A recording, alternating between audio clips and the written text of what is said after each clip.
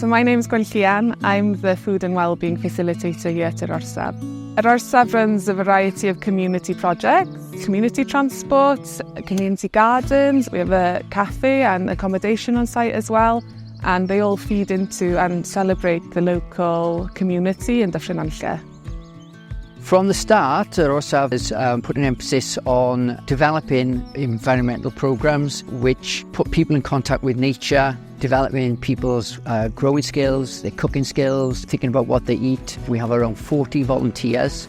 The more that we can encourage people to grow their own food, to think about where their food comes from, to buy food locally, then the better it'll be for them and their health, but the better it'll be for the local economy and the local environment.